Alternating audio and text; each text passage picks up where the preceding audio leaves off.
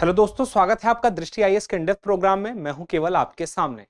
Gun बनाने वाले पहले व्यक्ति ने यह सोचा नहीं रहा होगा कि गन लोगों की जान लेने के काम आएगा। शायद उसने यही सोचा होगा कि यह आत्मरक्षा के काम आएगा, लेकिन अब यह लोगों को मारने के काम आ रहा है। न सिर्फ एक दो बल्कि सैकड़ों, हजारों, लाखों और करोड़ों लोगों को यह मार चुका है, एक एक करके। तो बात आती है कि यह जो गन है, जो रक्षा के काम आ रहा था, वह हमले के काम किस तरह से आने लगा, उसके पीछे की क्या वजह है। अमेरिका में मैं अमेरिका के युद्ध की बात नहीं कर रहा हूं, अमेरिका के अंदर जो वहां के नागरिक हैं वहां की बात कर रहा हूं कि अमेरिका में एक गन कल्चर डेवलप हुआ है सैकड़ों सालों में। और आखिर यह गन कल्चर है क्या, और इस गन कल्चर से कैसे वहां की आबादी को ही जान का खतरा बना हुआ है, वहीं के लोगों से, वहीं के लोगों को यह खतरा है। यह किस प्रकार का कल्चर है, इसको हम विस्तार से जानेंगे। और आखिर यह क्यों डेवलप हुआ है, इसे जानेंगे। और इसमें वर्तमान में वहां के लोगों की क्या राय है, वहां के राष्ट्रपति की क्या राय है, इसे भी जानेंगे। तो सबसे पहले हम देख लेते हैं क्या क्या जानने वाले हैं, खबर, और यह खबर चर्चा में क्यों है। तो खबर की बात करें तो खबर देखिए यही है कि कैलिफोर्निया जो अमेरिका में एक जगह है, वहां पर एक समुदाय के कुछ लोगों को गोली मार दी गई, वहां के एक नागरिक के द्वारा। यानी कि वहां के एक नागरिक के द्वारा वहीं के नागरिक के कुछ लोगों को गोली मार दी गई। क्यों मार दी गई? क्योंकि उसके पास बंदूक थी। बंदूक क्यों थी? क्योंकि वहां पर बंदूक रखना अपने आप में एक मौलिक अधिकार की तरह है। बंदूक रखना संवैधानिक है। वहां पर बड़ी आसानी से वहां लोगों को बंदूक मिल जाती है। तो अब जब किसी के हाथ में बंदूक है और अगर वह चलाना चाहता है, उसका दिमाग खराब है, तो वह चला देगा। अमेरिका में आसान है बंदूक को खरीदना, लेकिन भारत की बात करें तो यहाँ पे लाइसेंस लेना पड़ता है, और लाइसेंस इतनी आसानी से मिलता नहीं है। एक उम्र सीमा भी है। अमेरिका में बहुत कम उम्र में ही आसानी से बंदूक मिल जाती है। जैसे कि लोग राशन लेने जाते हैं, वैसे वहां पे बंदूक ले लेते हैं। तो इस वजह से होता यही है। सिर्फ कैलिफोर्निया में यह घटना जो हुई है, एकमात्र घटना नहीं है, ऐसी कई घटनाएं हैं। स्कूल के बच्चों के द्वारा गोलीबारी की गई, स्कूल कैंपस में की गई, शॉपिंग मॉल में की गई, पब्लिक रोड में की गई, कहीं भी पब्लिक प्लेस में कहीं भी अचानक से कोई भी आके वहीं का नागरिक उन्हीं के लोगों के, अपने बीच के लोगों को गोली मार देता है, उनकी हत्या कर देता है। क्यों? शौक में, गुस्से में, टेम्परामेंट कैसा हुआ उस हिसाब से उसने कर दिया। लेकिन इस पर अब जरूरत है लगाम लगाने की, वहीं के लोगों के द्वारा मांग की जा रही है। और इस बारे में हम आज विस्तार से समझेंगे कि कैसे बना अमेरिका में गन कल्चर, उसके बाद अमेरिका में गन लॉबी आखिर यह क्या है और किस तरह से काम कर रही है, और क्यों गन लॉबी प्रभावित कर रही है गन कल्चर को रोकने वाले कानूनों को। उसके बाद हम जानेंगे कि विरोध करने वाले लोग, यानी कि यह जो बंदूक खरीदना, इससे रखना अपने आप में एक मौलिक अधिकार बना हुआ है, इस मौलिक अधिकार का विरोध करने वाले लोग कौन हैं, इस प्रावधान का विरोध करने वाले लोग कौन हैं और उनके तर्क क्या हैं। उसके बाद जानेंगे कि जो अभी वहां के राष्ट्रपति बिडेन है, उनकी इसमें क्या राय है, और अंत में एक अभ्यास प्रश्न। शुरुआत यहीं से करते हैं, कैसे बना अमेरिका में गन कल्चर। तो देखिए, हमें अमेरिका में गन कल्चर के बारे में जानने के लिए अमेरिका की आजादी की लड़ाई से शुरुआत करनी होगी।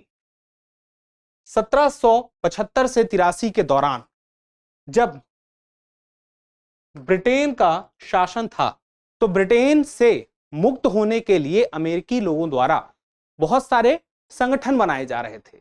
उन संगठनों के पास हथियार रहते थे और वह अपना अपना ग्रुप बना करके लड़ाई लड़ते थे ब्रिटिशों से, अपनी रक्षा करते थे, क्योंकि वहां पर उनके लिए रक्षा के लिए कोई मौजूद नहीं था, कोई तंत्र नहीं था। और इस प्रकार के जो गुट बनते थे छोटे छोटे, उन्हें क्या कहा जाता था? मिलिशिया। उनके पास हथियार होते थे और उन हथियारों के माध्यम से वो लड़ाई करते थे। खास किस्म की उनके पास एक बंदूक होती थी, उसका नाम क्या था? मस्कट। यह मस्कट जो लंबी नली वाली बंदूक होती थी, 1 मिनट में 3 राउंड फायर करने वाली, बहुत प्रचलित थी उस टाइम पे इन मिलिशिया के द्वारा। तो ये जो आजादी की लड़ाई में लंबे समय तक लड़ाई लड़ते रहे, अंग्रेजों से लड़ते रहे, हथियारों के द्वारा लड़ते रहे, हिंसक लड़ाई लड़े, इन्हीं की वजह से जब अमेरिका आजाद हुआ तो उसका एक संविधान बना। उस संविधान में, जिस तरह से हमारे भारत में संविधान संशोधन होता है, अमेरिका में भी संविधान संशोधन हुआ। और दूसरा संविधान संशोधन हुआ कब हुआ? वर्ष 1791 में। 1791 में होता है दूसरा संविधान संशोधन।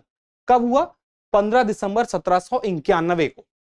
वह जो दूसरा संविधान संशोधन था, उसमें कौन सा बिल पास हुआ? उसके लिए नवगठित अमेरिका ने बिल ऑफ राइट्स पारित किया। एक बिल था, अधिकारों का विधेयक।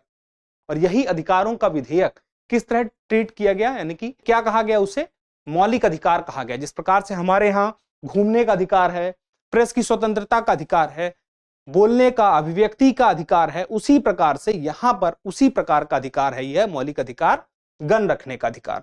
तो 15 दिसंबर 1791 को बिल ऑफ राइट्स पास होता है और इसी के साथ ही वहां पर आम लोग भी अब गन रख सकते थे, क्योंकि ऐसा इसलिए माना जाता था, अमेरिका भले आजाद हो चुका था, लेकिन ऐसा माना गया इन मिलिशिया के द्वारा ही एक कल्चर उसी वक्त डेवलप हो गया था कि अपनी रक्षा स्वयं ही करनी पड़ती है।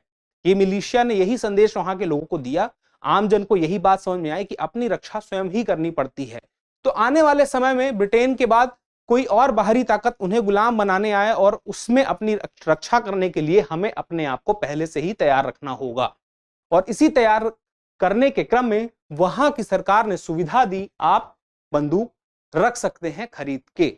अब आपको यह बात पता है कि अगर किसी को कोई सुविधा दे दी जाए और लंबे समय तक सुविधा दी जाए तो वह सुविधा अपने आप में कुछ समय बाद अधिकार लगने लगती है। और यह एक ऐसी सुविधा थी जो अपने आप में स्वयं शुरू से ही एक अधिकार की तरह दी गई थी, मूल अधिकार की तरह दी गई थी।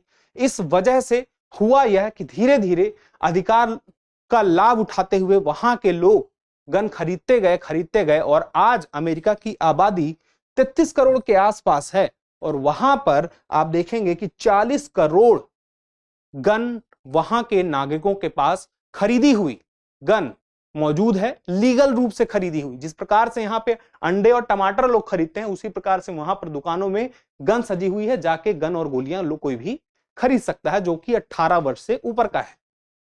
तो अब आप खुद देखिए, 33 करोड़ कुल आबादी है जिसमें बच्चे भी हैं, बूढ़े भी हैं, और गन है 40 करोड़, यानी कि एक व्यक्ति के पास औसतन एक से ज्यादा बंदूकें अमेरिका में है। और अपने आप में अगर पूरे विश्व की बात करें तो पूरे विश्व में सबसे ज्यादा बंदूक रखने वाले अगर नागरिक किसी देश में हैं तो वह किसमें है? अमेरिका में है। और यही चिंता की वजह भी है, क्योंकि सबके पास है तो कोई भी हथियार चला सकता है, किस किस को रोक लेंगे वहां सरकार के लोग, वहां का प्रशासन, वहां की पुलिस। तो देखिए, अब बात आती है अमेरिका में गन लॉबी की। इतनी सारी घटनाएं हो रही हैं, राष्ट्रपति खेद व्यक्त करते हैं हर बार कोई घटना होती है, वहां का मीडिया बहुत कुछ कहता है, लेकिन फिर भी कानून कुछ नहीं बन रहा है। गन को रोकने के लिए, प्रतिबंधित करने के लिए, इस गन की खरीद बिक्री और उसको रखने की जितने भी कानून हैं उसको सीमित नहीं किया जा रहा है। क्यों? क्योंकि एक एनआरए है। एनआरए क्या है? National rifle association. अब देखिए, यह जो नेशनल राइफल एसोसिएशन इतना पावरफुल है, वहां पर 55 लाख इस एनआरए के सदस्य हैं। अब पिछले 50 सालों में 15 लाख से ज्यादा लोग मारे जा चुके हैं। उसके बावजूद प्रावधान नहीं बनने दे रहा है यह वहां पर बंदूक को रखने के बारे में जो भी मूल अधिकार का प्रावधान है उस पर कुछ बदलाव करने नहीं दे रहा है एनआरए। क्यों? क्योंकि इसकी इतनी मजबूत लॉबी है, इतने पैसे वाले लोग हैं, अरबों रुपए का व्यापार इनके द्वारा होता है, अर्थव्यवस्था में इनकी बहुत बड़ी पकड़ है। इस वजह से चुनाव में जो प्रत्याशी होते हैं उनको भी यह अपने आप में कंट्रोल करने की क्षमता रखते हैं। इनके पास इतना पैसा होता है कि किस प्रत्याशी को जिताना है, किसको नहीं जिताना है, कौन उनके हिसाब से कानूनों में दखल नहीं देगा, कौन देगा, उसको देखकर वह चुनते हैं, चुनाव करते हैं कि किसके लिए उन्हें अभियान चलाना है, किसके लिए उन्हें कैंपेन चलाना है और किसको चुनाव जिताना है जो उनके खिलाफ नहीं जाएगा। इसी वजह से संसद में जो सांसद पहुंचते हैं, वहां की जो कांग्रेस है, संसद का नाम है, वहां पर दोनों सदनों में जो पहुंचते हैं वो लोग बहुत ज्यादा इनसे प्रभावित होते हैं। इस वजह से इनके खिलाफ कानून नहीं बनाते हैं। इसी वजह से राष्ट्रपति भी चाह के कुछ नहीं कर पाते हैं, क्योंकि जब तक संसद में वह कानून पास नहीं हो जाएगा तब तक राष्ट्रपति उसमें अपना अंतिम हस्ताक्षर नहीं करेंगे। यही बात है। देखिए, इस एनआरए ने कितना आसान बनवा दिया है बंदूक की खरीद करना। कोई व्यक्ति है बंदूक खरीदना चाहता है, उसे क्या करना है? एक फॉर्म भरना है दुकान में जाके, जिसमें नाम, पता, जन्मतिथि और नागरिकता की जानकारी देनी है। उसके बाद वह वहां से पैसे देकर गन खरीद सकता है। मैंने आपसे जैसे पहले बताया कि दुनिया की 46% सिविलियन बंदूकें अकेले अमेरिका के पास है। 46% कौन सी? जो हम 40 करोड़ की बात कर रहे थे, वही 40 करोड़ गन। अब अवैध रूप से हो सकता है कहीं किसी के पास हो, ये वैध तरीके से इन्होंने अपने पास रखी। पाकिस्तान में तो बहुत सारे अवैध तरीके से गन बन रहे हैं, लेकिन उसको हम काउंट यहां पे नहीं करेंगे। अब देखिए जो बात आती है इस गन कल्चर का, जो लोग विरोध कर रहे हैं उनके द्वारा क्या क्या तर्क दिए जा रहे हैं। उन्होंने कहा है कि संविधान में लिखा है कि एक अनुशासित मिलिशिया के पास यह होना चाहिए। मिलिशिया किसे कहा गया है? यहां पे मिलिशिया का मतलब क्या था, अब याद करिए, मैंने बताया था ग्रुप का नाम था। जब कुछ लोगों का समूह बनता था उसे मिलिशिया कहा जाता था, जो ब्रिटिश के खिलाफ लड़ रहे थे आजादी के लिए। तो यहां पर मिलिशिया की बात कही गई है, एक ग्रुप की बात कही गई है संविधान में, और उसमें भी अनुशासित की बात कही गई है। यानी कि कुछ अर्हताएं भी उसमें होनी चाहिए, कुछ ऐसी अर्हताएं जिसके आधार पर ही उसे दिया जाए। और साथ में एक बात देखिए कि एक व्यक्ति के लिए नहीं, पूरे ग्रुप के लिए कहा गया है। और मुख्य बात यह कही गई इनके द्वारा कि मकसद आम लोगों को हथियार देना नहीं है। उनका यही कहना है, देखिए संविधान में यही लिखा है कि आम लोगों को हथियार नहीं देना है।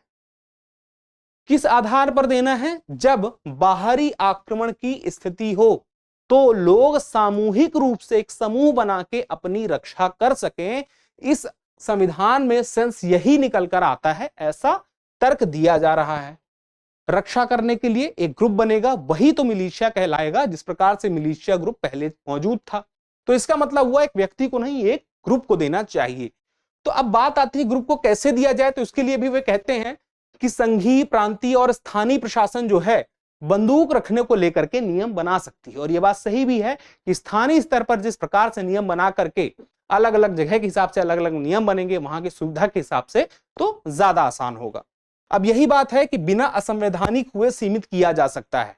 जिस प्रकार से इन्होंने बताया है, अपनी व्याख्या दी है और अपने सुझाव दिए हैं, उससे यही समझ में आता है कि संविधान जो है, हम संविधान में लिखी बात को भी नहीं दरकिनार करेंगे, उसे मानेंगे, उसके बावजूद हम इस प्रावधान को सीमित कर सकेंगे।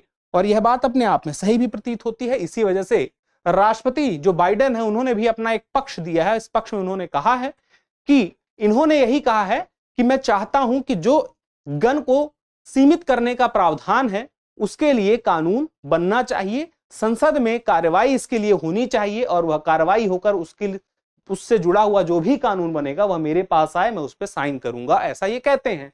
ठीक है, लेकिन मैंने आपसे बताया क्या समस्या आ रही है, किस प्रकार से गन लॉबी जो जनप्रतिनिधि हैं, वहां के सांसद हैं, उन्हें किस प्रकार से प्रभावित कर रही है। अब बात यही आती है कि आखिर प्रतिबंध लगाना क्यों उचित है। वो खुद कह रहे हैं कि देखिए जो अमेरिकी समुदाय हैं, उन्हीं लोगों की तो जान जा रही है।